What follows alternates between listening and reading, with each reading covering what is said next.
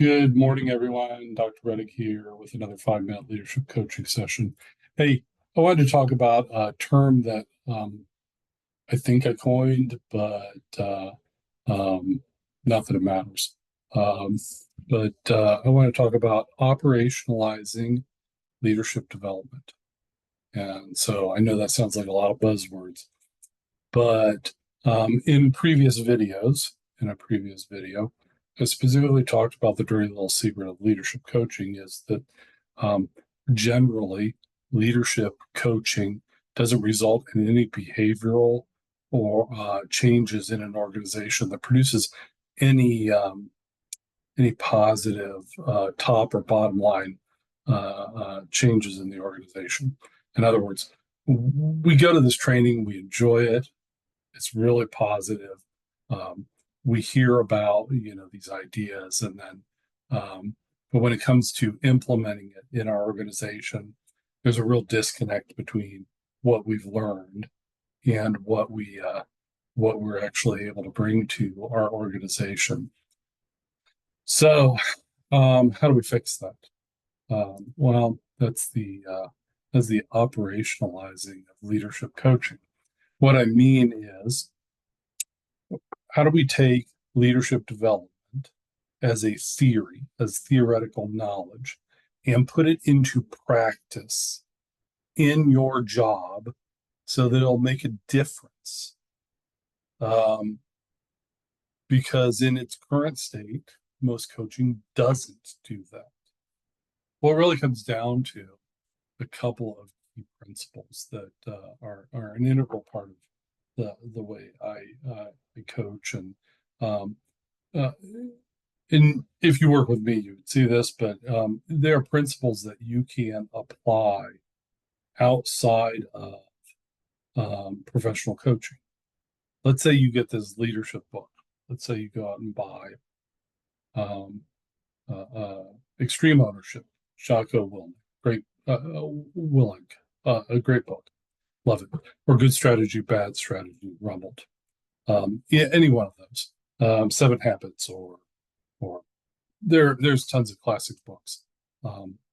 And you go and you read this. So the traditional way people read, they'll read through a leadership book and they'll go, wow, this is amazing.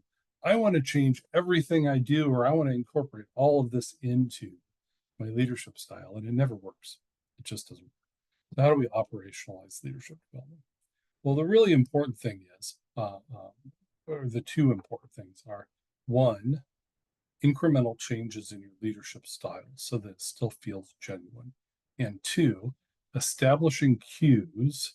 Actually, there's three things. Establishing cues to remind you to incorporate that behavior.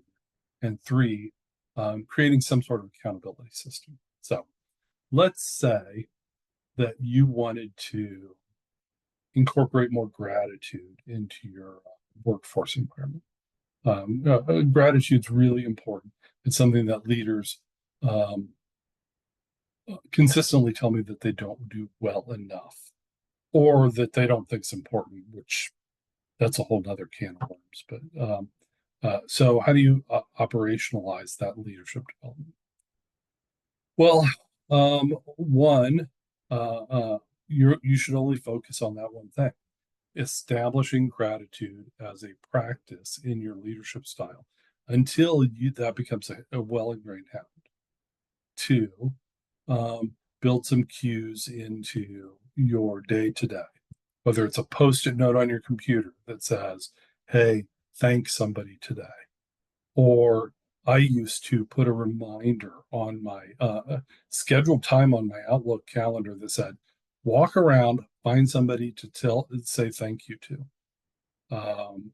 Sort of MBWA, management by wandering around. Or if it's your password, change your password. How many times a day do you type your password in?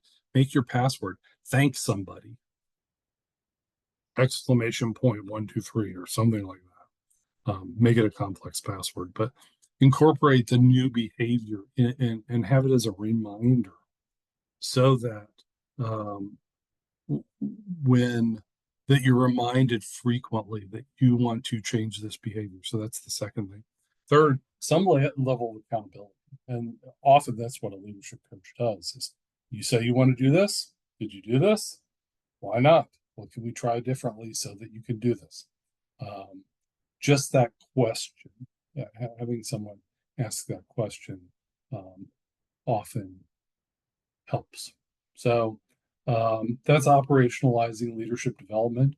Hard to do by yourself. Find a good coach that'll help you operationalize your leadership development and actually implement the changes you want to implement. Thanks. Talk to you again this week sometime.